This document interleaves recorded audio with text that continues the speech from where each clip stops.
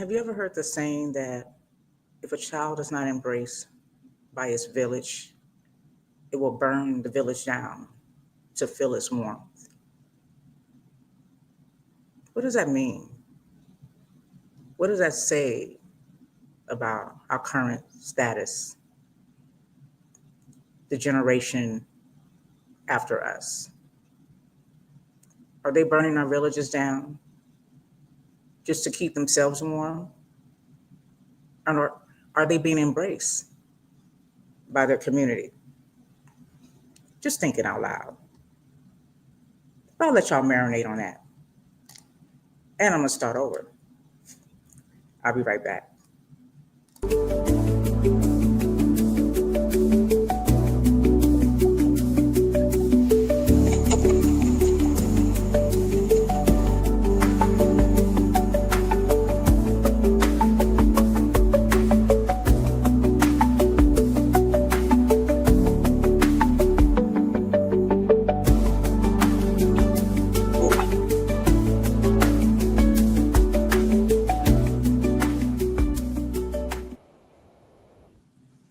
Well, hello, hello, and welcome to In Your Ear Radio. I am your host, Latoya. So very happy to be with you on this fine, super high, ridiculously not hot, not appropriate for humans. Heat.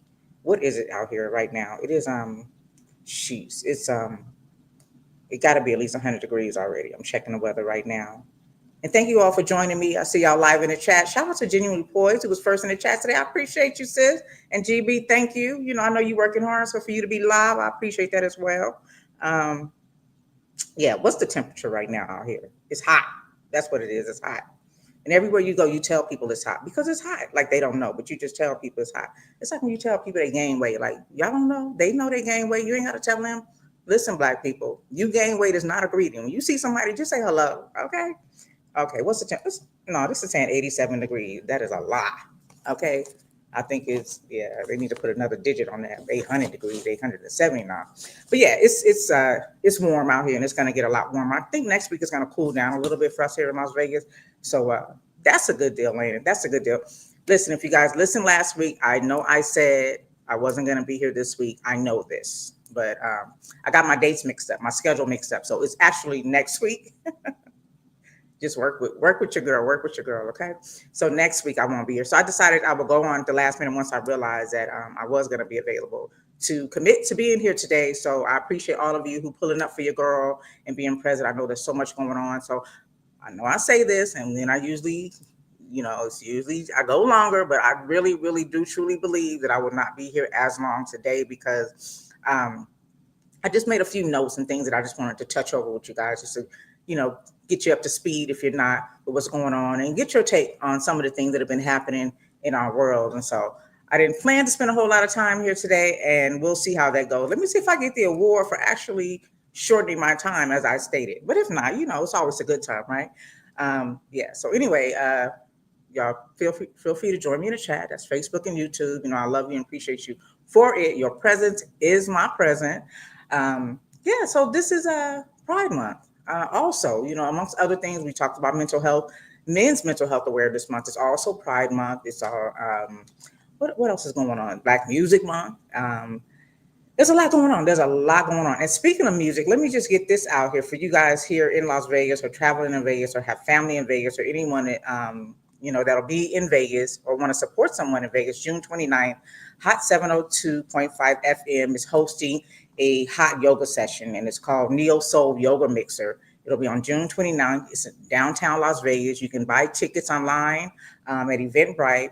It's a yoga. They're going to have a yoga session at 6 p.m. and then there'll be a mixer following that 1 hour after that at 7 p.m. The tickets are $25. Again, if you cannot be present, if you want to sponsor somebody to do hot yoga, and it's a silent yoga, if I'm not mistaken. I don't know if it's hot yoga. Forgive me for that, but I know it's silent yoga. So you have on the headphones and you listen to, whatever's playing in your ear. You know what I'm saying? And then you just have a good time, sweat it out and stretch out. And stretching is very important, as I've been told and advised to, make sure I stretch before I work out, because I always end up, when I be trying to get, my summer body before the summer ends. So mine be like in the wintertime. I have my summer body in the wintertime. I be going hard. I get them weights and I just feel like, get my body warm, and I start lifting the weights and doing all these exercises that's supposed to help, tone strengthen your core and your back and your arms. And I be doing it. I be getting it in, but I obviously in the end I always overdo it, and I'm so used to it to now. I used to end up going to urgent care or to my doctor, telling them to check something wrong with my chest or something. But come to find out, it's just overextending myself. So I encourage you guys, as I've been encouraged, to exercise before exercising, to stretch your muscles. You got to warm them up before you stretch them too. So maybe do a few jumping jacks and then do some stretching exercise, and then you can get into the heavy lifting or whatever it is you do to try to burn. And let me tell you, the older you get, the harder it is, y'all. I'm not happy about that. I enjoy the fact that I'm still living, and I pray that I will continue to live a long, healthy, prosperous life as well as for all of you. But I don't need all these aches and pains. I'm good on the aches and pains. Okay, y'all can keep all that. Y'all can keep all that. Yeah, but so it's Pride Month too, and we didn't mention that, but we're closing in and on the month of June, and I want to recognize those who are celebrating Pride Month. I want to acknowledge you all, because some great people have made a big difference in the lives of many of us here in the United States, just to mention in their lives, and they happen to be in our lives, I'll say, and they happen to be of the LGBTQIA community. I think I got all the letters in. It gets rough out here, y'all. But anyway, so I want to acknowledge a few people who you may not know, who have made a significant difference in our lives here, that were openly gay, I would say, openly gay. Bayard Rustin, if you're not familiar with him, he was an activist. His name is Coleman. I'm sorry, his name is Coleman. It was an actor named Coleman Domingo who played him in the movie Rustin. And you guys should check that out. That movie came out in 2023. I think you could stream it on Netflix and some other places. Coleman Domingo is also openly gay, was married, I think, in 2014. But Bayard Rustin, he is of the LGBTQ community, and he's a civil rights activist, or he was. He passed away in 1987. He was best known for being a key advisor to Reverend Dr. Martin Luther King Jr. He organized the 1963 March on Washington and was posthumously awarded the Presidential Medal of Freedom, the nation's highest civilian honor, in 2013 for his activism. In 2020, Governor Gavin Newsom pardoned Rustin for his arrest in 1953 when he was found having sex with two men in a parked car in Pasadena. Rustin served 50 days in a Los Angeles County jail and had to register as a sex offender. In pardoning Rustin, Newsom noted how the LGBTQ people were unjustly punished for their sexuality by U.S. law enforcement at the time of Rustin's arrest. One of the most important activists in that era, also, if you guys don't know, let me go back to him for for Rustin again. Thinking of another activist who died as well, but in reference to Rustin, Bayard Rustin, they used him. They used his sexuality against Martin Luther King as well, because again, he was like a right-hand man to Dr. Martin Luther King, and they were going to try to so-called out Dr. Martin Luther King, or say that by him even being affiliated with someone from the LGBTQ community, would have, gave people a side eye. So they were doing what they could to try to taint Martin Luther King's character during that time. They had stories of his extramarital affairs, or just anything that they thought would be negative towards him that would taint all of the greatness that he was doing at that time and has done. And that was one of the things where Rustin was kind of like pushed, he was kept on the term we use now for other reasons, on the down low in this movement. But he was very, very he was very necessary and a big part of how we came to where we are today under the civil rights movement. So I don't want us to sleep on that. So shout out to Bayard Rustin in Pride Month. Also, did you guys know that Angela Davis is also considers herself lesbian?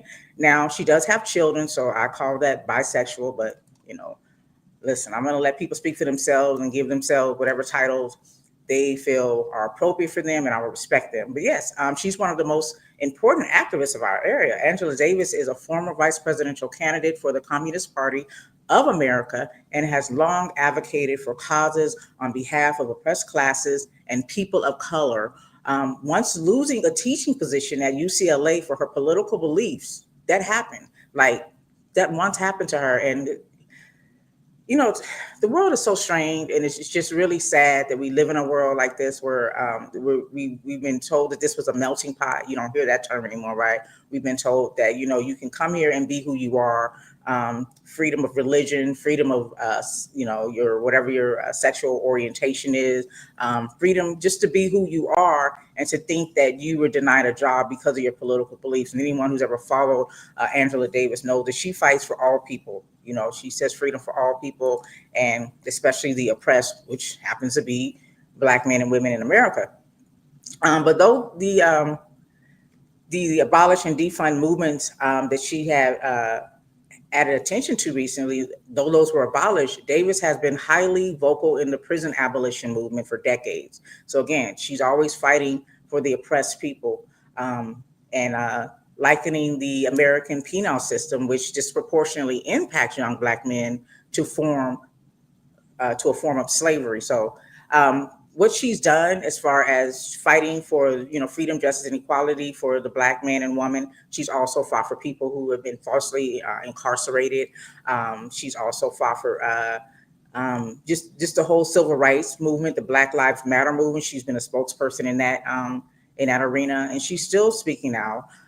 She says that, you know, this is what they've been waiting for, you know, when she spoke at the Black Lives Matter movement speech, and that fizzled down pretty fast, didn't it? You know, we had we had a street named Black Lives Matter in DC. We had companies supporting Black lives, Black owned businesses. We had a lot of people empathizing, sympathizing, and just showing some type of dedication to the advancement of Black people. And it was a proud moment during that time. And I guess that's why she said that's what we've been waiting for. But that's all fizzling away as far as those people who were supposedly our allies. They aren't around anymore. Yeah, she was married in her early life. She does identify as lesbian. And in a famous 1997 interview with Out, she said she currently lived with a partner, Gina Dent. So, you know, shout out to the LGBTQ community, shout out to Pride Month, shout out to all of those, regardless of whatever your orientation is, that are fighting on behalf of all people, fighting against oppression. You know, shout out to y'all, shout out to y'all. Yeah, I think about that time period when I was a kid growing up. We were having this discussion last night, just talking about how I don't think we really talked about gay in the sense that we have over time. Like, we had some of our favorite artists, and we didn't poke at them for, you know, pick and choose who we were going to listen to based on what we assumed their sexual orientation was. It was like a don't ask, don't tell kind of way of life back then. I think about people like Prince. You know, he was always questionable, but nobody was like, I'm not listening to Prince because he's gay. I mean, not that he's gay. I'm not saying he's gay, but he dressed gay adjacent. You know what I'm saying? There wasn't no metrosexual gear that he had on heels. Listen, I stood next to Prince once, and he's a short guy. I'm short, but he had heels on, and I was still taller than him. So, but just the way he dressed, the eyeliner, the lipstick. A lot of rock and roll entertainers back then wore lipstick and eyeliner. It wasn't no talk about trans trying to take over the restrooms. You think about even with Luther Vandross, you know, he bolted out just a gift, a beautiful, beautiful voice of all the talent that came from him. Nobody questioned or cared to know or judge him. I didn't hear anyway. Nobody was being canceled or singled out, or you know, it wasn't a movement against gay people. It really was. Even in the military, you know, there was a don't ask, don't tell policy under the Obama administration, because hell, if you want to sign up to risk your life to protect the people of America, why do we care what you do in your personal private life? It's what you do, you know, publicly, what you do that, you know, makes a difference. It's about your legacy, not about your personal private life. So, you know, that's what's up. It still means Mental Health Month, and I hope that you guys men are taking some time out, being a little selfish, and thinking about yourself, about your health, getting your checkups, making sure everything is working properly. Just like you go under the hood of your car, you got to go check under your hood as well and make sure everything is functioning properly so that it doesn't overheat and you don't just fall out somewhere. Drink your water, exercise, you know, do something fun. If it's something you've been wanting to do, I don't know, since you were a kid, or maybe, you know, recently, think about it, embark on it, read and find out what it is you need to do to get involved and to take that next step to get closer to making whatever it is in your dreams come true. And spend some time with you, because at the end of the day, if you're not around, then it doesn't really matter, right? So we need you around. We really, really do. And we want to make sure that you're at your best, because when you're at your best, we can be at our best too. Um, yeah, and I wanted to bring up Black Music Month again, to mention the BET Awards. Shout out to my brother who was mentioned in something that I think everybody overlooked. And I was trying to find a clip in a short time and I couldn't. But if you guys remember the speech Stevie Wonder was presenting to Jamie Foxx Iconic Award, and he mentioned how you know, Black people to take pride in who we are, because all people come from us.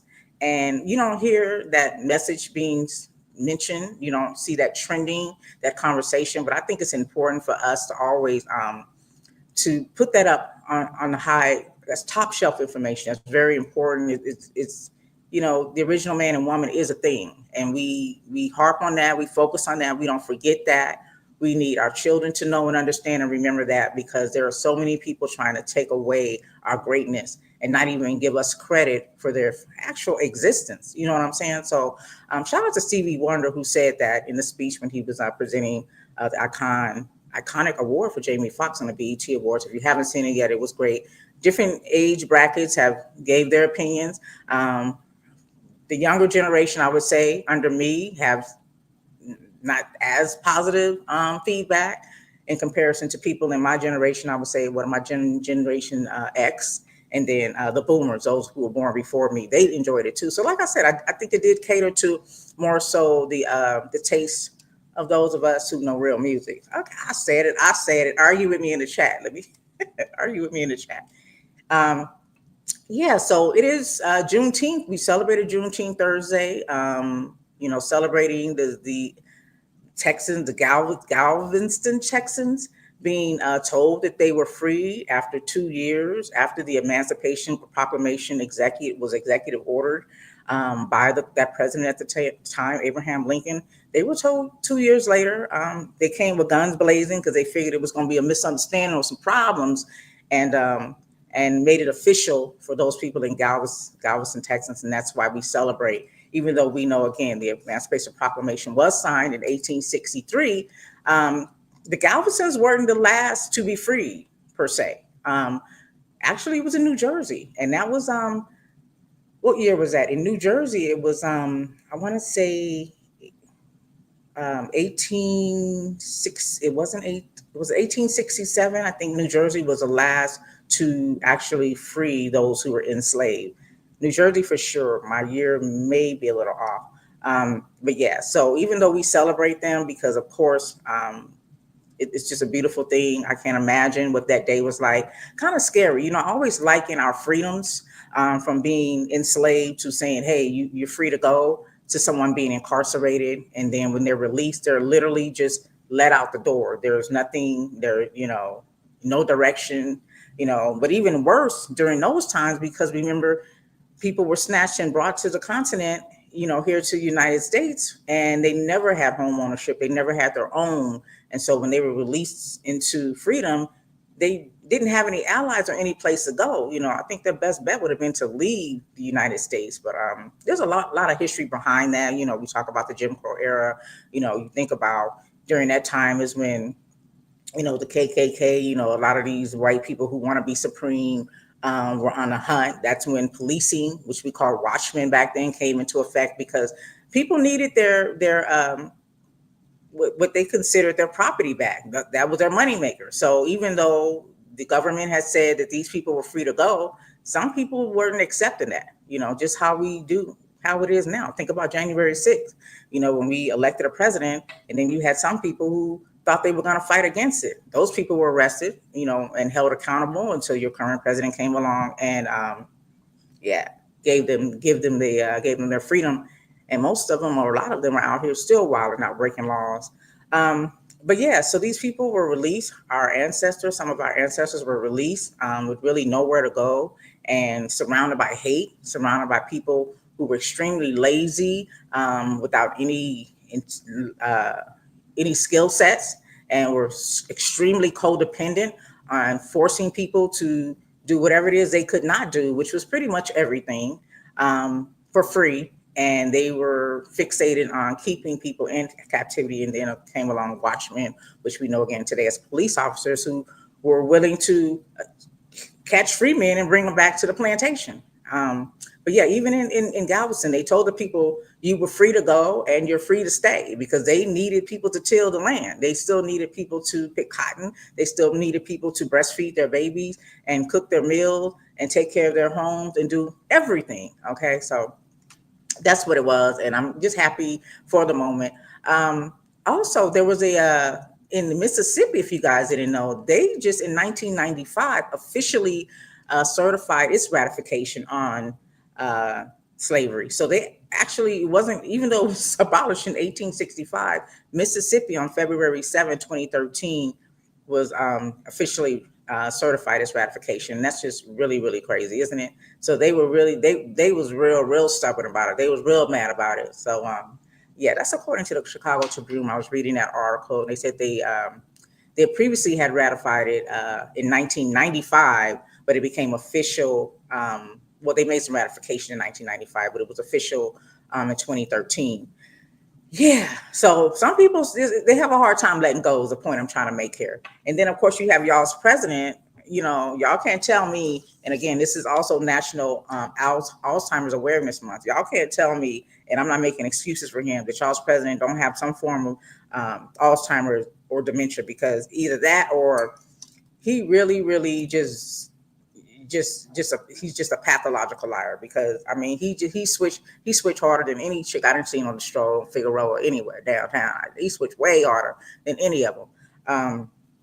So you know he had some words to say about Juneteenth and you know his feelings about it. You know, for those of you who support him and think he's a great man, a great businessman, you know who you know, support his money making missions, bitcoins, and all of that.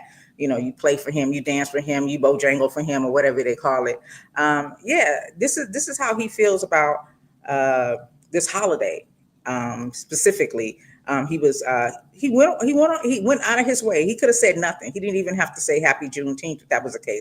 He could have just drunk his water and minded his business and kept his powder orange on his face. But instead, he tweeted during the celebration of Juneteenth that too many non-working holidays in America. He said it's too many non-working holidays in America. It is costing our country billions of dollars to keep all of these businesses closed. All I know is there was plenty of businesses open, okay, just not the federal businesses. And the workers don't want it either. Soon we'll end up having a holiday for every one working day of the year. It must change if we are going to make America great again. Says a man who just had a parade for an army on his birthday that cost hundreds of millions of dollars. You worried about money? You see what I'm saying? Like, it's just annoying. And then he's also quoted in 2020, and this is why I say he be switching harder than anybody I didn't see on the stroll. In 2020, he said, Juneteenth reminds us, this don't sound like him, I'm just gonna tell you, I'm just, narrating in advance. But anyway, I'm gonna read what was quoted as him saying in 2020. Juneteenth reminds us of both the unimaginable injustice of slavery and the incomparable joy that must have attended emancipation. It is both a remembrance of a blight on our history and a celebration of our nation's surpassed ability to triumph over darkness. Child, y'all know he can't even spell them words unless know what they mean, okay? It also goes on to say that the ability is rooted in the fundamental goodness of America and its truths upon which we as a nation declared an end to our status as the subjects of a monarch and emerged as a free and independent people, that all men are created equal by the hand of God, endowed by our Creator with the rights of life, liberty, and pursuit of happiness. And it goes on to say, President Donald Trump, presidential message of 2020. You know he didn't write that. You know he didn't have nothing to do with that. He probably mad at whoever posted it, as a matter of fact. But that's what they said he said in 2020. But anyway, he mad about the holidays and all of these holidays. But mind you, he will be digging up the next holiday. Okay, y'all know the 4th of July is coming up. So y'all stay tuned to see what he got to say about that federal holiday, because I got that day off too. I hope you do as well. And if not, I hope you're getting paid double time and you happy about it. But yeah, so yeah, that guy, he's something else.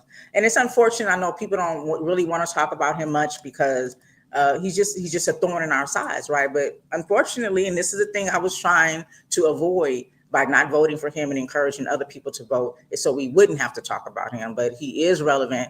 He is a leader of the so-called free world, and we do need to pay close attention to his actions because what he does affect us. So that's the unfortunate thing about it. So I don't take any. It's not fun. I don't take any. It's not a good look. I'd rather not talk about him, but I have to bring up these things because I need people to stay focused, for those who obviously don't pay much attention to everything that's happening, because I can't see how anyone who does support him could do so knowing the things that I know and knowing the things that some of us know. How could you support him? It's so weird to me.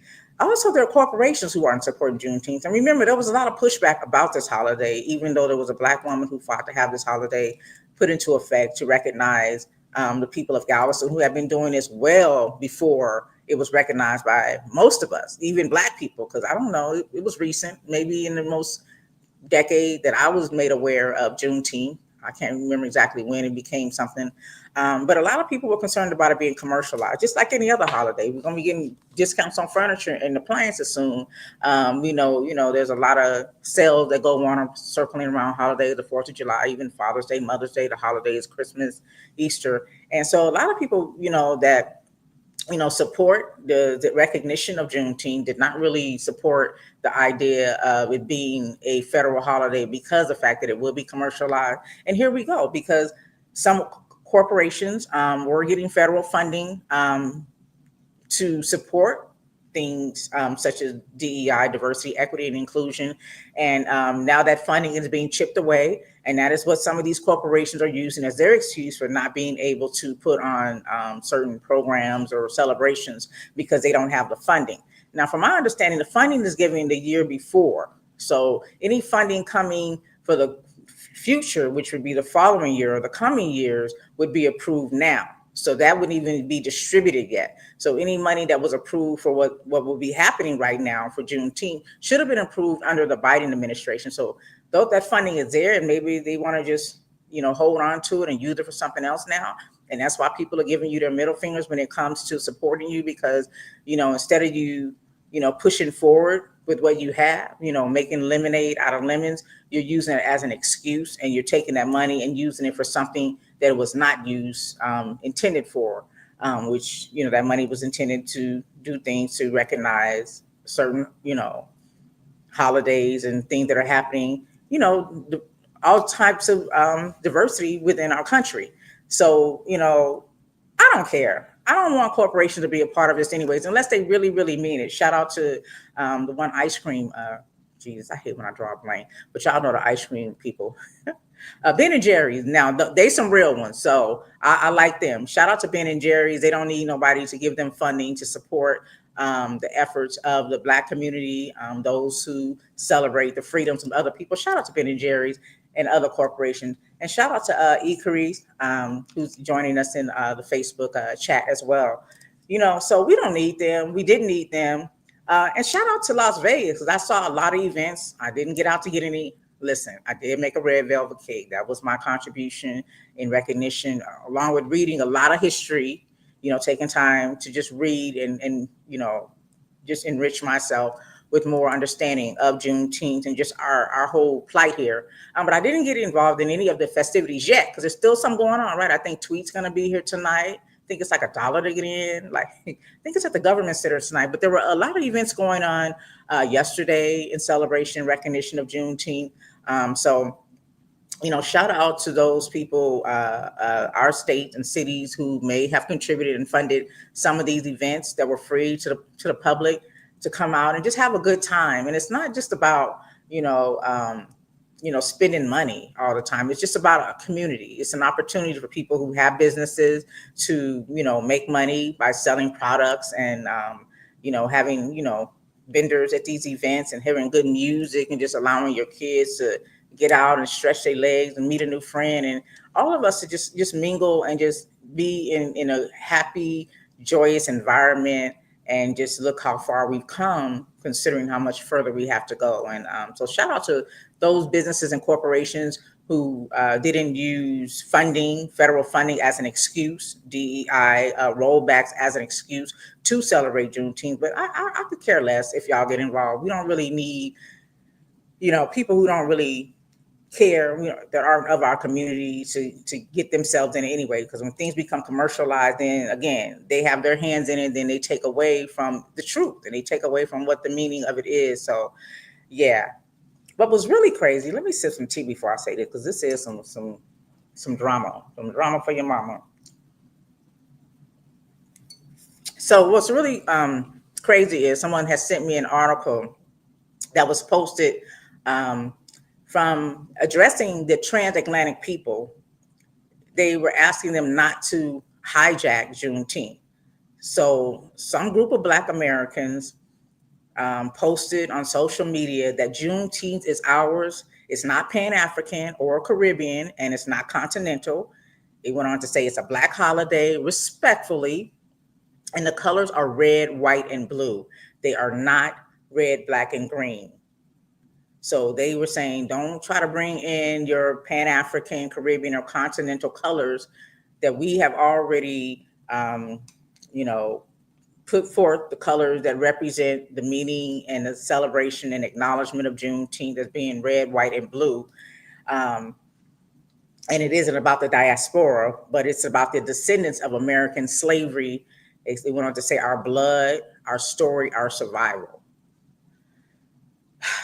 And when I read that, my reply to the person who sent it was, we stay banging. Don't we gonna find a problem for every solution. Like, how do y'all feel about that though? Because I know people get sensitive, even when we talk about reparations. Now, before we can even get a thorough study on reparations, we're arguing about who's gonna get it. You know what I'm saying? Like, if we do a thorough study on reparations, it is going to include the Pan-African, Caribbean, and non-continental, because those were some of the first stops when they were snatching up people.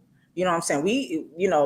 Brazil had more enslaved people, if I'm not mistaken, than here in the United States.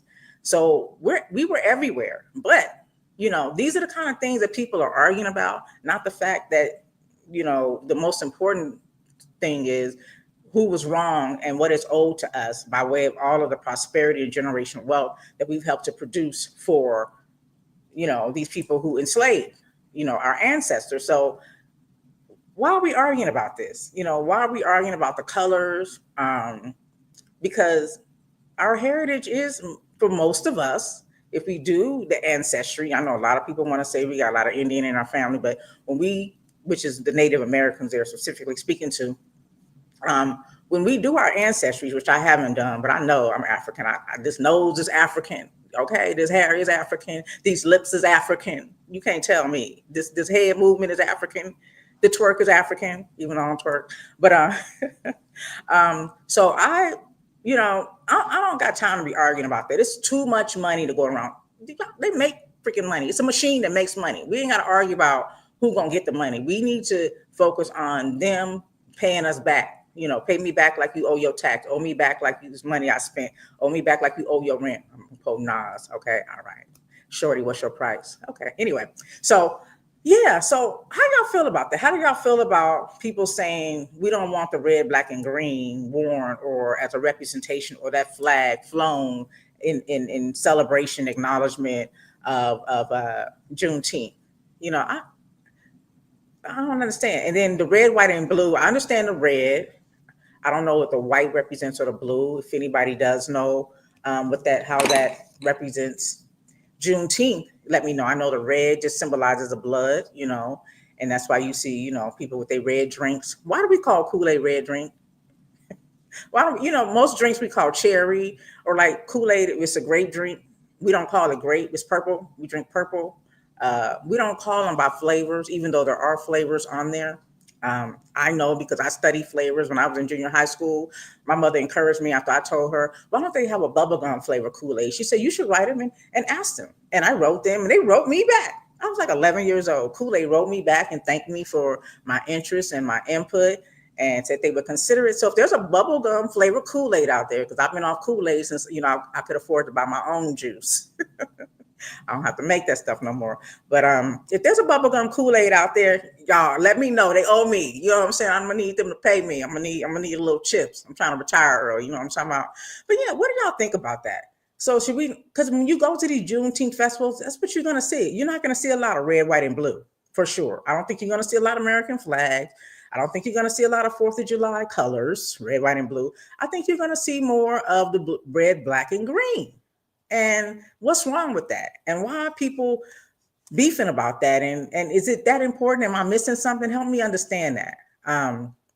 Because I really don't understand why people are even going there with it. First of all, this was mainly underground. This was mainly just something that Galveston did in Texas. And then now, everybody else is catching on. And now people want to put their own rules in it.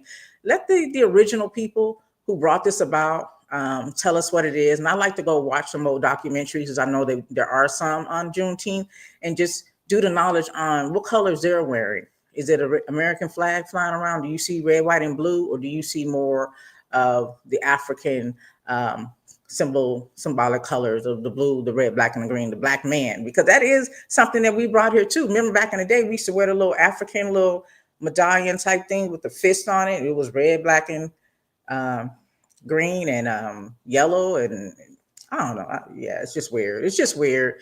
But yeah, y'all let me know what y'all think about that. I just think, we got bigger fish to fry. We got real things to be concerned with.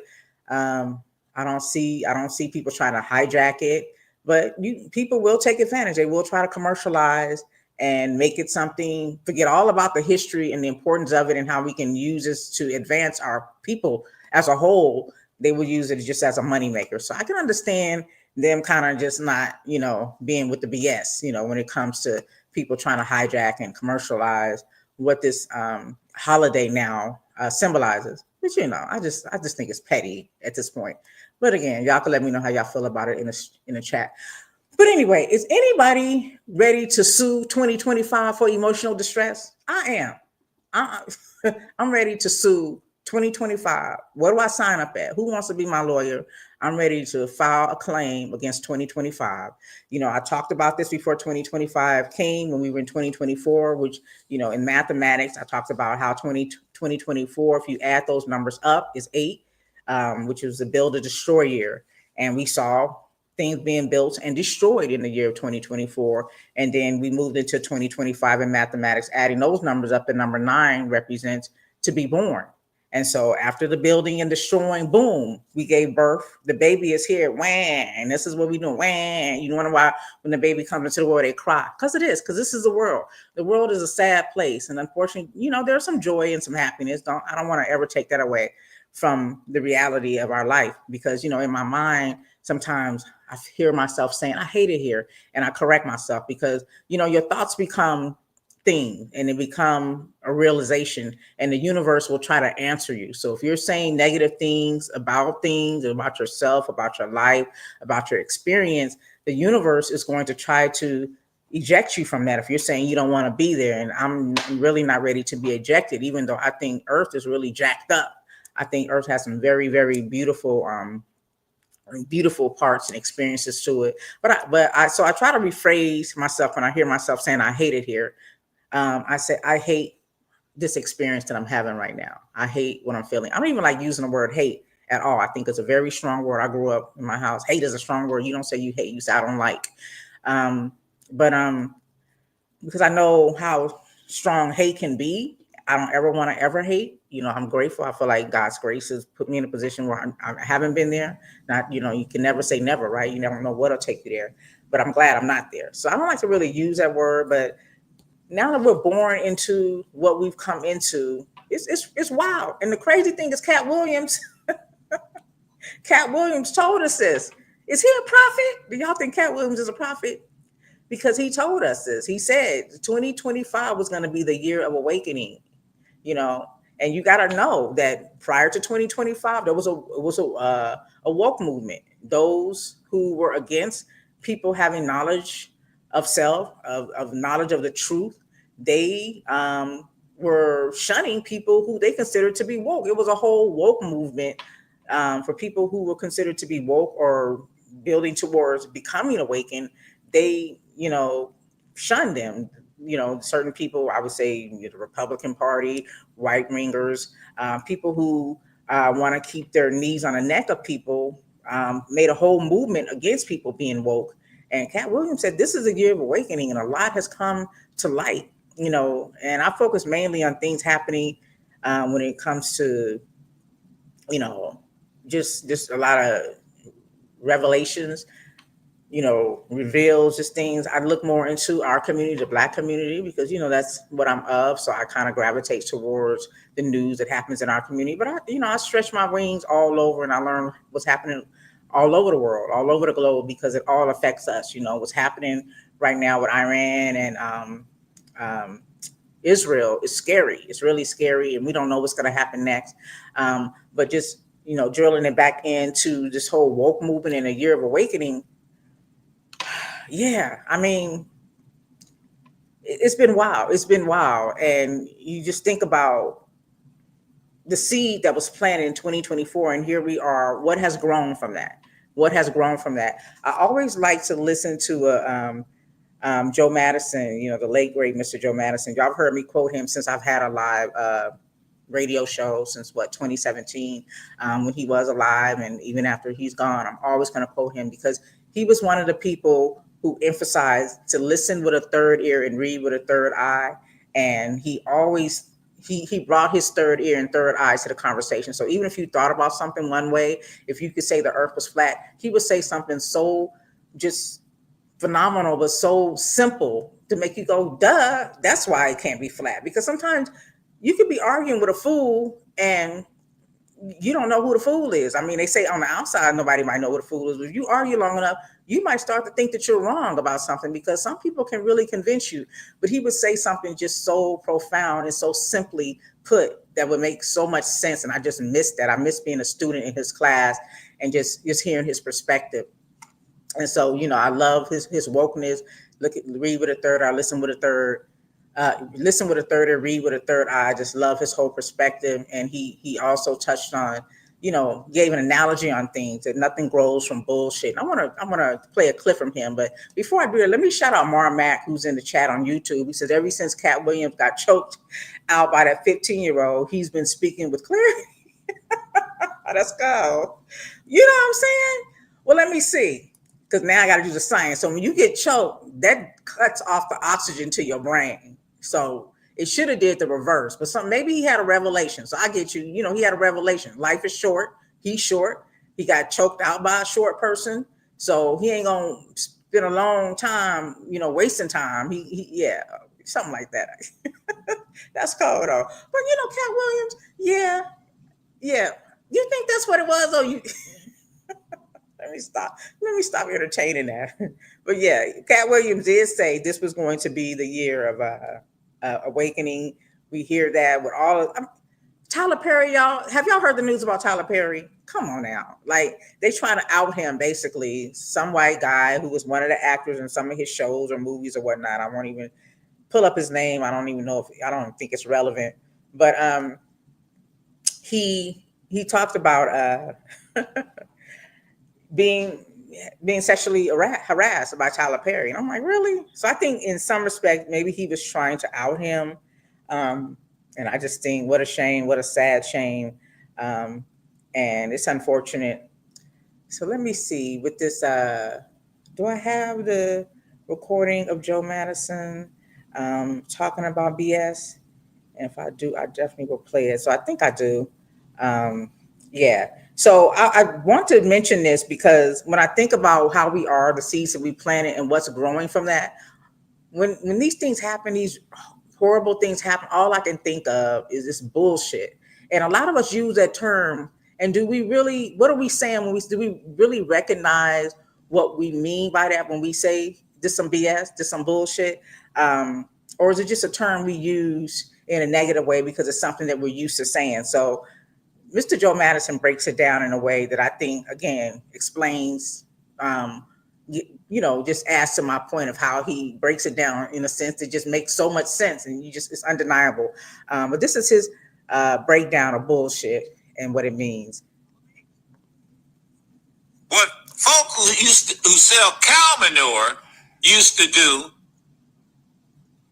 is that they would spike in these bags of manure. They would spike it, weigh it down with some bullshit. And the farmers would catch them. Say, whoa, wait a minute. I think you spiked this cow manure with some bullshit. Now that's how the term got started. And so let's go from the beginning where he's breaking it down. Let me define bullshit for you members of the Senate. Bullshit is a legitimate term that farmers use because bullshit doesn't have any value. No value. Cow manure is what people buy as manure because it has nutrients from the cow. But because of the testosterone from the bull, bullshit has no value. Follow me? What folk who sell cow manure used to do is that they would spike in these bags of manure.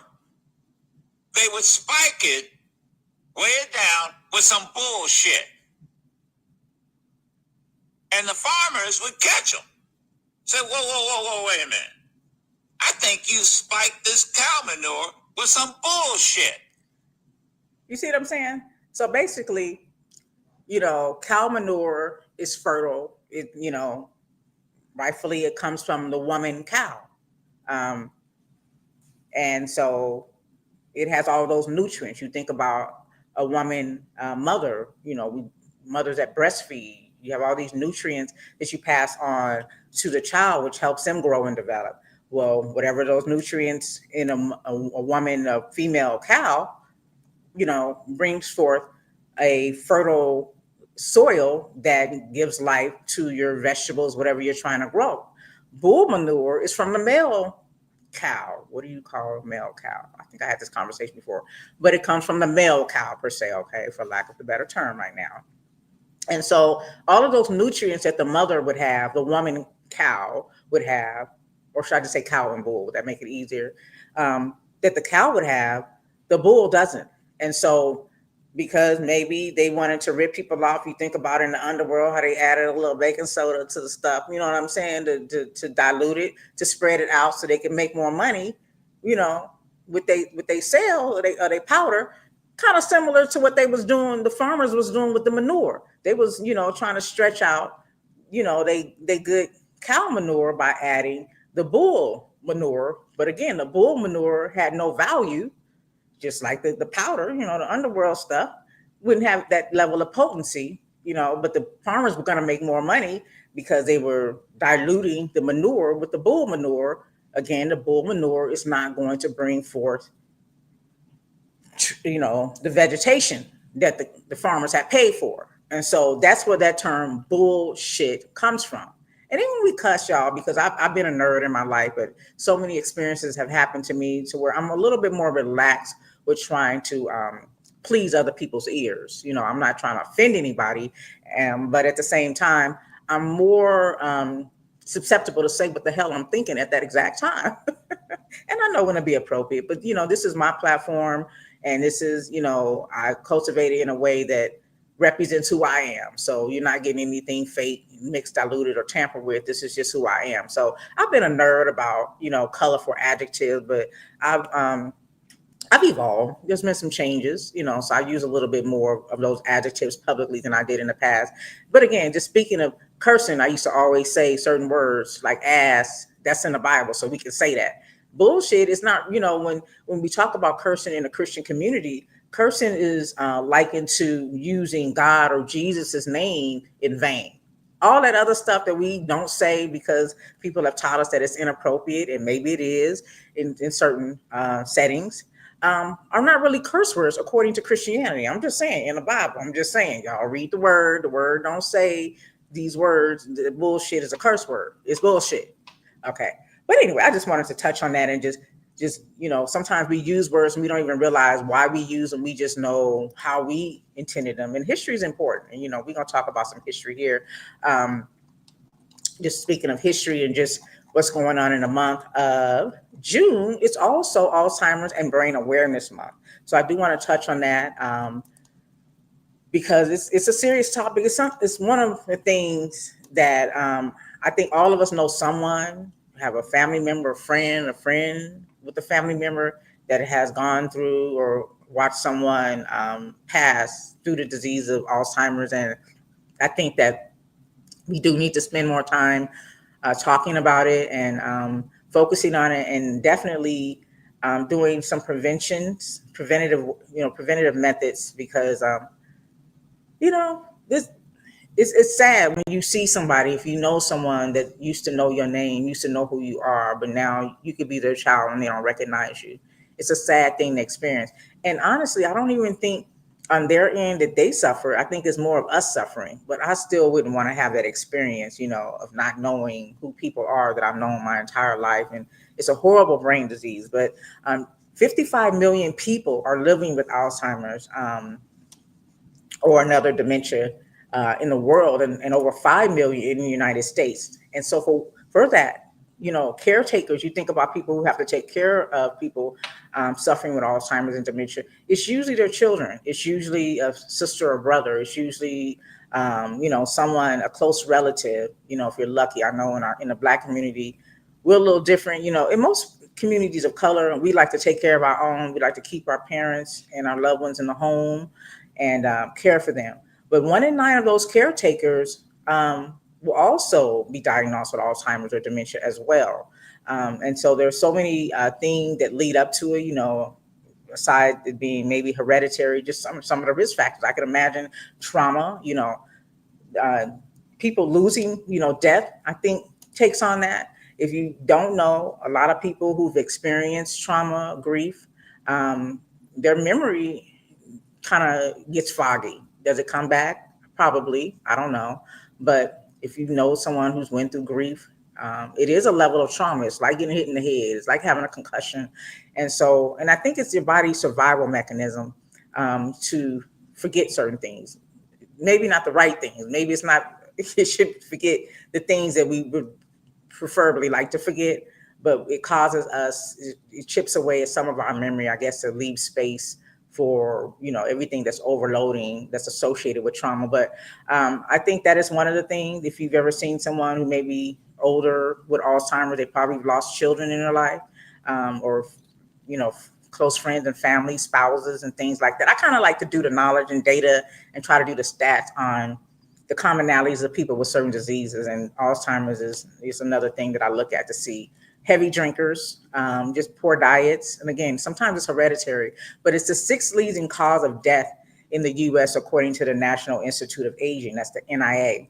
And how Alzheimer's affects the brain is it progresses. In the brain cells die off and they fail to work correctly. The brain cells don't communicate with each other. Brain cells are damaged by toxins, again, alcohol or infections. Some people live with infections. I was just telling someone the other day who was talking about someone who was dealing with high blood pressure and maybe heart disease, that tooth decay is the leading cause, one of the leading factors in high blood pressure and heart disease, because you can have an infection in your gums and that's going into your bloodstream, and it's the calcium is hardening your arteries.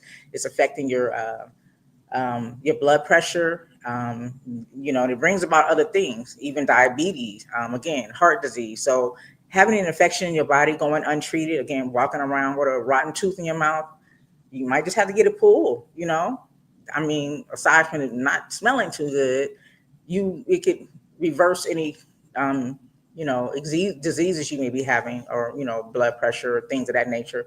So your brain cells are damaged by toxins and infections. In addition, lack of oxygen for long periods of time can cause damage to the brain and lead to cell death. So I don't know. I guess that's why people encourage people to breathe deep in, exhale. A lot of breathing exercises Exercising itself gets the oxygen flowing in your body. So, you are encouraged to walk 2 miles a day. You can get 2 miles out in 20, 30 minutes max if you have a treadmill or just walking the block or just do steps, count your steps. Anybody, if you have an iPhone, I know for sure there's a little heart app on there and it counts your steps all day. So if you have that phone on you, I know a lot of you have a little watch. But if you carry the watch or the phone, it counts your steps for the day, so you can keep track of how many flights of stairs you're walking and the steps. Getting 7 to 10,000 steps in a day is a good look as well. But yeah, so those are the things that it does. That it affects your brain. Some of the warning signs of Alzheimer's is memory loss. Uh, it disrupts your daily life. You forget recently learned information and regularly misplace items. You're confused about a time or place. I worry about that because when somebody asks me about what you doing tomorrow, I'm like, what's today? And that's me all the time because time just moves too fast. I think for me, everything just comes together too fast with social media and just you can binge watch anything. It's hard to keep up with time if you're not on a strict schedule. If you take a few days off, if you're on vacation, you lose track of time. So I could see that happening and what that may be like for people who are suffering with Alzheimer's and dementias. But you could affect your memory, your language. Um, you forget maybe your route to work. That's a serious thing, right? Or forgetting what day it is. Now forgetting your route to work is serious. Like if you're on autopilot, I could see you get up on a Monday and maybe you're normally off on Monday, but you think it's Tuesday, so you drive to work and then you get there and you're like, why the hell am I here? That's different. You're just on autopilot. But literally, like, I don't know how to get to my job is a cause for concern. Maybe you're struggling with managing finances. So if you have a family member, mother or father who you see the bills aren't getting paid, lights getting shut off, they got the money. Maybe they're not cooking the recipes the same. Things don't taste right. Ain't no salt in it. Something ain't right. It's not their regular cooking, or just not running the household smoothly. Things aren't like they used to be. Somebody that love to polish they little trinkets and stuff, and everything's getting dusty. Things like that. And there's a difference between Alzheimer's and dementia. Because I always associated dementia with white old women for some reason because we never use that term amongst our black people. I've never heard anybody say a black person having dementia. So I thought it was a white person's disease, but I guess I don't know. Y'all tell me, y'all know any black people with dementia? I'm sure there are. I'm just saying. My cultural experience. Okay. So dementia is a group of symptoms that can affect the memory, just like Alzheimer's, language and thinking.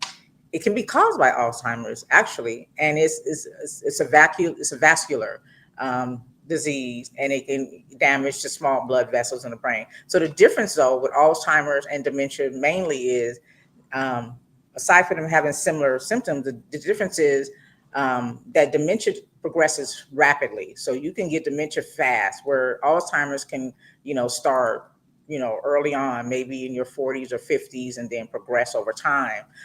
So that's some of the things. But in the end, they both cause death. And some of the preventions, some I've mentioned, don't overdrink, walking 2 miles a day, preventing, yourself from getting head injuries. If you ride a bike, wear a helmet. Don't be a boxer. Don't be Clarissa Shields on the July 26th. Whoop somebody else's ass. I know. Clarissa. I'm learning to say her name right after watching her documentary. I was saying Clarissa, but it's Clarissa. Learn a new skill. Challenge yourself. One of my things was challenging myself to play chess, but I've already given up when I say chess. But I'll be back. Because I can give up, but I don't quit. I might give up for the moment, but I don't quit. That's just me. I don't like that I can't do something, so I will learn how to do it. Even if I never do it again, at least I know how to do it, right? So challenge yourself to a new skill. Maybe going back to school again. If you're not walking every day, dance. Go do some gardening. Don't smoke. They say smoking causes these brain deficiencies, brain cell deficiencies. Maintain a healthy blood pressure, maintain your diabetes. All these things can eat away at your oxygen levels in your brain. So again, oxygen is important. Eating right, eating vegetables, eating green, a lot of green, lean meats, proteins, a lot of protein, along with foods that are less processed. Processed foods are foods that you gotta make up. They don't already come from the earth. God didn't put them here for us. We had to make them up. So processed foods, like sandwich meat, that's processed. Hot dogs are processed. A lot of the vegan foods are processed because again, they have to make them up. And with a lot of processed foods comes a lot of sodium and some they put glue, different things they put in processed foods to make them look and last. So that's why it's important to not to use too much of that. So those are kind of some of the things you can do to prevent it. And I encourage you guys to stay on top of your health because, I know many of us don't want to be a burden to others, but we want to live, as long as we're going to live, we want to have a good quality of life. And if we have anything to do with it, why not? Okay. But on this day, let me just go out, shout out the birthdays, and then we'll get into a movie. Well, I don't really have anything. What are y'all watching anyway? Anything interesting I should be watching, binge watching over the weekend? I'm gonna try to get into some more documentaries on the history, especially just Juneteenth and just American Black history and just the history in general, just to bring myself, up to breast on some things I may not know. But on this day, June 21st, 1964, and shout out to all the cancer. So Gemini season's over just like that. It's cancer season. I don't know how y'all feel about them cancers. I mean, I got some in my family that I love, and I'm just saying, if I was single, I don't think I would date a cancer. I'm just saying that kind of. I don't know. I'm biased. But anyways, on June 21st, 1964, civil rights workers Andrew Goodman, James Chaney, and Michael Schooner were killed by members of the Ku Klux Klan while participating in Freedom Summer close to Philadelphia, Mississippi. Freedom Summer, which was also called the Mississippi Summer Project, was started in June of 1964 to register as many African Americans to vote as possible in the state of Mississippi. Former Ku Klux Klansman Edgar Ray Killen, that's his last name. Edgar Ray Killen, at the age of 80, was found guilty of manslaughter in 1964 for the deaths of those three civil rights workers. Also, rapper Pete Rock, y'all remember him? He was born in 1971. He's 55 now. So he's from the group best known. Uh, his born name is Peter Phillips. He was known as Pete Rock from the rap duo Pete Rock and CL Smooth. He was born in the Bronx, New York, to Jamaican parents, and he's Heavy D's younger cousin. I didn't know that. So that's what's up to Pete Rock.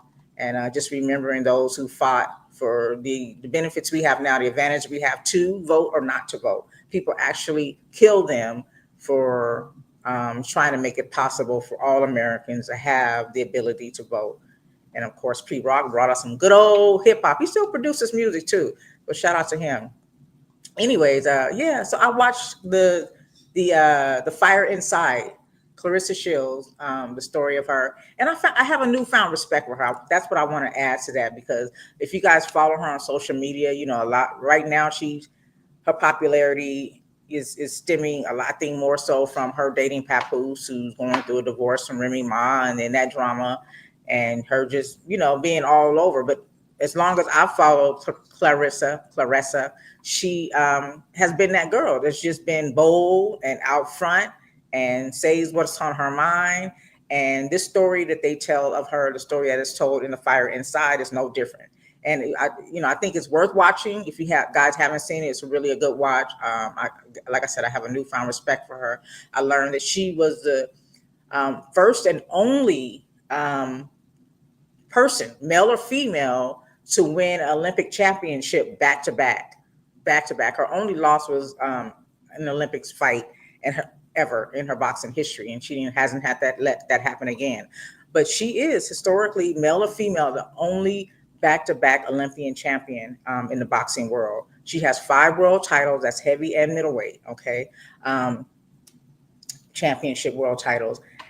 She also got equal pay for all Olympic boxers. Okay, so back then, just as we struggle with now, women not being able to get paid the same. You think about the WNBA versus the NBA, and when because that's what I thought about when I thought about boxing. Like, why do they downplay if the women are allowed to box? Why would you downplay their income? It could be arguably said that they're not bringing in as much revenue. More people aren't showing up. They're not getting as much sponsorship, and that could be the case. So I could see their perspective, but no, they're doing the same job. They're running the same risks. They get great risks being in the boxing ring, getting hit and punched, especially in the head. And I thought about the WNBA versus the NBA, where those women don't make nearly what the men in the NBA make. And from what I'm hearing, the consensus, even with male watchers, they like the WNBA more. They like watching them more than they do the NBA, in current time. So they're fighting to make that money in the same way that the NBA is making all that money. And so shout out to Clarissa for that. And one funny thing I like when she was being interviewed, she don't bite her tongue. She says what she was truthful to her, and she was asked by one of the interviewers, why did she, go into boxing? You would think people would say, I wanted to make a way for my family. You want to buy your mama a house, or I always enjoyed boxing, and I just enjoy the sport, and I want to, maybe some of your favorite boxers, you want to be like them. But no, she said she just likes beating people up. That's why she became a boxer. She liked beating people up, and she's a big sis. I kind of took a just an affection towards her, just being a big sister, just her the dynamics in her family, and just doing her best as a big sister to be of a support system even as a child. And so so if you haven't seen The Fire Inside, the story of Clarissa Shield, I encourage you to watch it. Also, she was in the movie Lola too. I haven't seen that, but just to mention that. Yeah. So are y'all tired of the group chats? Y'all tired of the group chats with Tyler, Diddy, and Fat Joe? Me too. So I'm not gonna talk about it anyway. Let me just go over a few executive orders in the news really quick, and then we'll wrap it up. I try, y'all. I try. I don't know why in my mind I be thinking I can do this in a short amount of time with all these notes. But if I didn't mention this, I did want to bring this up before I forget again. I've always mentioned this when people are saying, "Oh, people need to learn how to speak English." Da, da, da. They come to this country, they can't speak English, and of course, they're talking about a certain particular people. We know who those people are, and there's complaints about calling customer care, and the people with the accents, you can't understand what they're saying, and I get it because we have this one language here in the United States for the most part, which is English, and most of us that's what we know. And but y'all's president, so it was always, always brought up the point that we don't have an official language here. For all of you people wagging your finger, telling people they need to speak English, there is no official language here in the United States. Like English is the predominant language, but there is no official language. I mean, if you think about places like India, there's an official language, and it's Hindi and English. Those are the official languages in India. In Africa, there's no official language because there's over 2,000 languages spoken. The average person speaks 5 languages in Africa. So there's no official language there.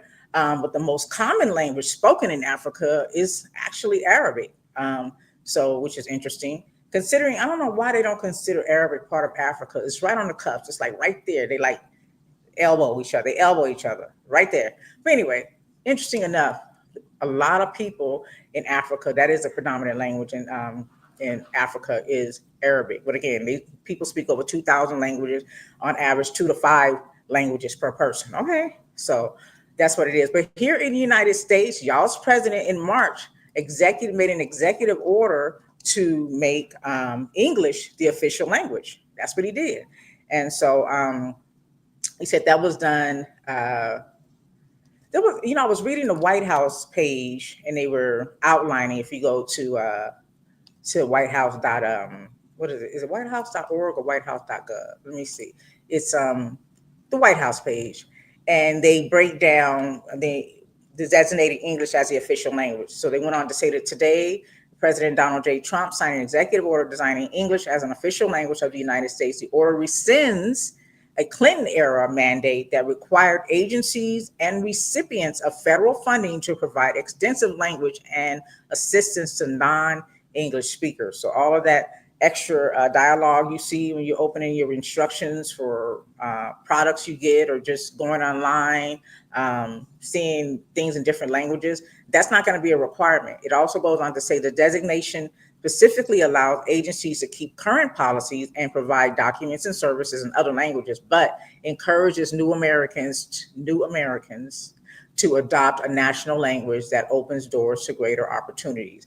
Agencies will have flexibility to decide how and when to offer services in languages other than English to best serve the American people and fulfill their agency mission. So basically, yeah, so they got rid of not America not having an official language by executive order. Now, these are things that are usually done through Congress.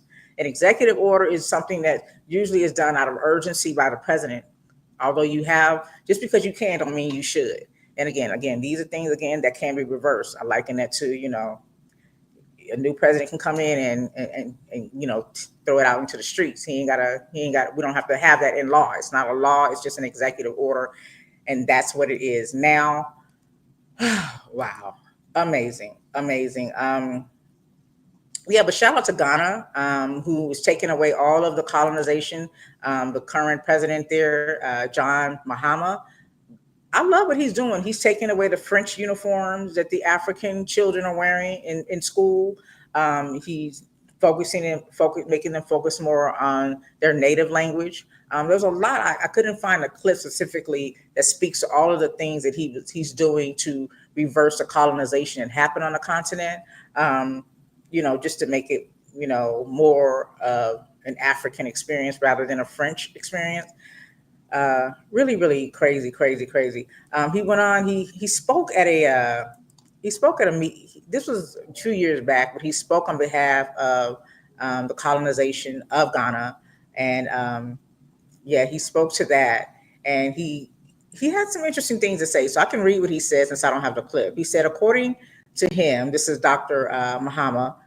He admonished Africans to desist from uh, tying African stories to colonialism. He said, according to him, the African continent has been misrepresented and misguiding, emphasizing that it has often been difficult to have constructive conversations about it. He went on to add that he made these remarks when he was addressed at a gathering in 2023. This is when he made the actual remarks. This was at a summit at Faro, Portugal in September of 2021. In the September 21st in the year of 2023, excuse me, under the theme creating a new paradigm of trade between the global north and the global south. So he went on to say, and yet we do Africa a tremendous disservice to center our stories around colonialism, to ignore or dismiss the sophistication of its pre-colonial empires and the success of their trade and commerce. He said, while we should not center our stories around colonialism, we cannot deny how it has shaped our stories into its present day narrative of African as poor, politically incompetent, internally developing, and capable of handling its own affairs, a place of full shithole countries, as y'all's current president has labeled them. He said, the point I am making is that we Africans, except Ethiopia and Libya, have been under the consistent authority of Europeans who were not of our land for several centuries. The African continent has been so misrepresented and misjudged that it is often difficult to have constructive conversations about it without ensuring that everyone involved has an accurate purview. So let's agree on this. When it comes to African nations, sovereignty and independence, though often used as interchangeably, are not synonymous. So shout out to the president of Ghana, who is decolonizing his country and taking back the culture that was dominated by those who came over stealing gold and just stealing everything from the African culture. There was a leader prior that was fighting to do the same, who they fought to assassinate. But I just wanted to touch on that because I'm just considering how the current president is trying to make this country white. It's not about what we have been told is a melting pot where we can all come in and just be ourselves. He wants this country to be white. He wants to take away any culture that is not what he considers white. He wants white Christian nationalism. And he's chipping away and working overtime to put that into effect.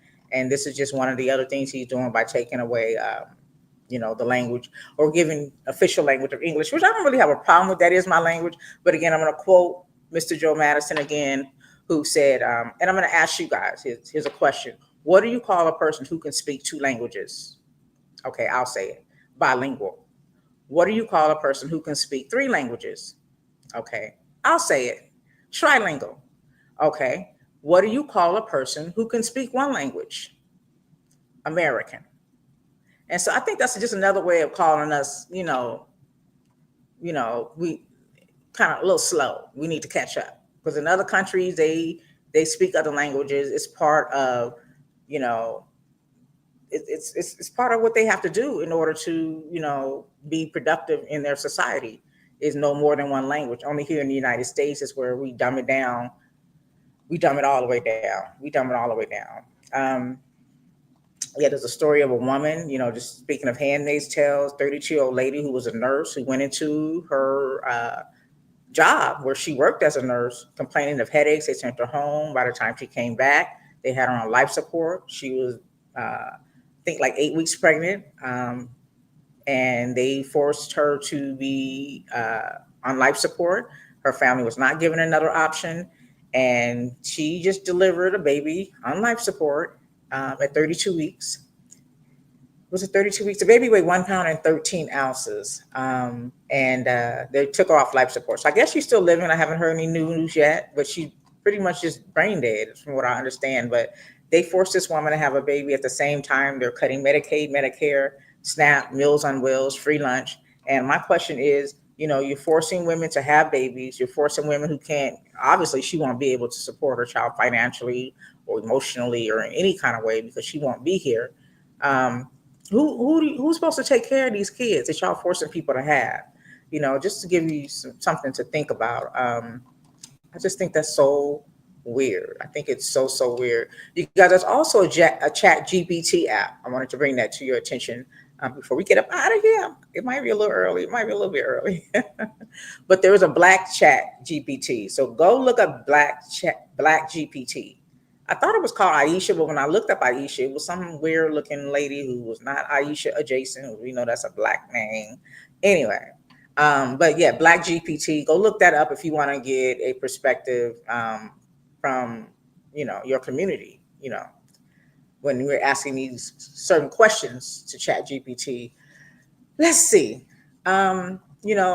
There's conversation being had. People have a lot of pushback. We talk about the continent of Africa. We talk about how the French took over.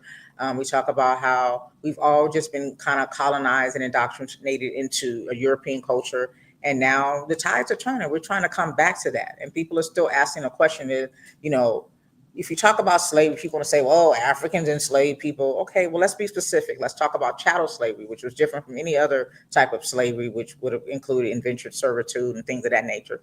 Chattel slavery was different. You actually stole people and kept them forever, and you stripped away all their rights and their abilities to do for self indefinitely. And that's the difference. And along those lines, you taught them to hate themselves, to divide and conquer. You did everything you could to bring us to where we are now, trying to undo all of that. And I was listening to a clip. I missed the Phil Donahue show. He passed away recently. But I missed the Phil Donahue show because there was a lot of thought-provoking conversations being had.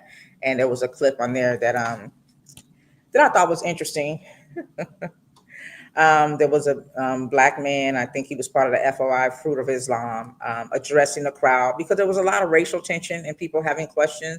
And one of the questions that was asked to him, he was actually on the panel, this black man, member of the FOI, basically saying, well, why are black people killing each other, and why are black people the way they are if we're such a loving people, and in other words, white people ain't doing this to us. But anyway, I'll let him go ahead and give his take addressing this white man with his questions on the Phil Donahue show. Muhammad, can you please tell me why it's blacks who are killing hundreds of thousands of blacks in Rwanda and other places? And can you please tell me why from Haiti, blacks from Haiti are just risking their lives to come here to the United States of America? I'll tell you if I get a chance. Black people have been robbed, as I said earlier, of a knowledge of self. And when you rob people, sir, of a knowledge of self, then it means that they start to take on the characteristics and the nature of their oppressor and their colonizer. And his mind, by automatic, systematic, remote control, rules in our people. He gives them the guns and the weapons and the drugs and the alcohol, the way you did our brothers, the red man and the red woman, brothers and sisters, the way you did our Latino brothers and sisters, and then you pit one against the other and then say, look at what these people are doing.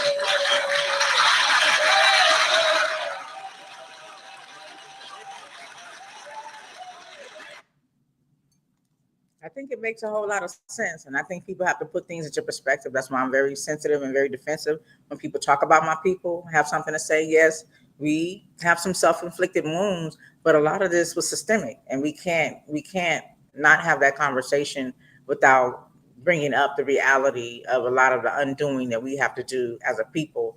But we first have to recognize that it was systemic, that it was embedded in us and taught us, taught for us to be that way.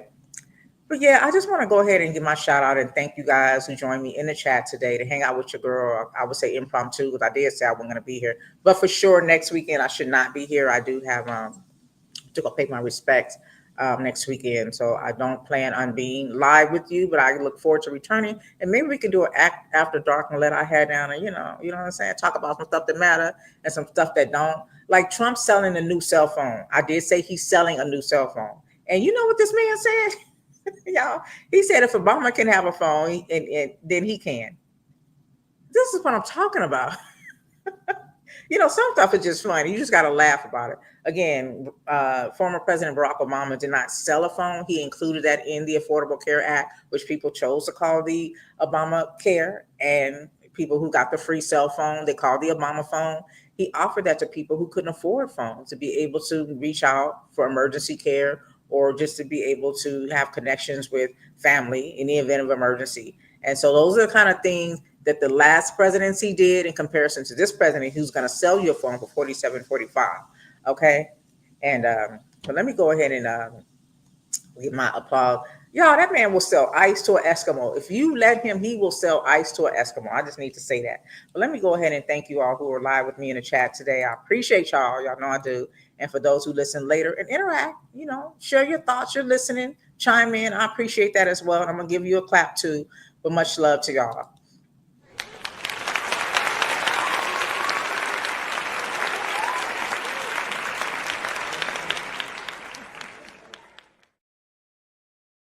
Close out with this. It's a little vulgar. It's a white man who's venting about y'all's president selling them a phone, and considering what they thought they were going to get for their vote, and what they actually got. This is what he had to say. He's not happy about it, and I can't be mad at him. But yeah, it's a little explicit, but you know what I'm saying? Sometimes you got to be profane to be profound. I'm just channeling Mr. Joe Madison again, another one of his quotes. And I hope you guys enjoy the rest of your day, but let me go ahead and play, just take away from him before we get up out of here. This man who mad about this phone that y'all's president is selling. What in the fuck am I going to do with a Trump phone? I don't need another phone bill. We didn't get a stimulus. We didn't get a Doge check. We didn't get no debt relief. No help for rent. No help for your mortgage. No help for groceries. They won't raise our wages. They won't lower prices. We're fucking drowning in debt, but guess what we get? We get a Donald Trump phone. A fucking phone. Gold-plated with Trump's picture on the back of it. I voted for him. Do I want a fucking Trump phone? No! I want some goddamn relief. No food stamps. No help with child care. No clean water in Flint. No cheap utilities. But a gold-plated, freedom-fueled, white, red, and broke Android with unlimited patriotism for $47.45 a fucking month. $7.45. Can't call your doctor, can't afford your medications. But don't worry, you can call your landlord and tell him you still can't pay the rent money with your Trump phone. This is what America's come to. No solutions, no support, just a $47.45 phone bill, phone plan. What is this? Is this a marketing plan? Are we saving the country, or is this all about marketing? They gave up on helping us, but hey, at least the phone comes with a flag so you can show your patriotism, I guess. I don't know. Yeah, it's y'all's president. That's what y'all voted for. You know what I'm saying? That's what y'all voted for. Anyways, I hope that you guys enjoy the rest of the day, the rest of the weekend, until we are here again. I hope that you all are well. And in good spirits, and take care of each other, take care of yourself, choose empathy, be kind. You never know what people are going through. Everybody's going through something, and you never know if you'll be that straw that breaks the camel's back. And I'll just leave with this quote: the world is full of needy people. They don't all need the same thing, but they all need purpose. And I'm reading that from Ota Olimino, a character in Parable of the Talents. I encourage you guys to read that book as well. I love you all. Have a great day.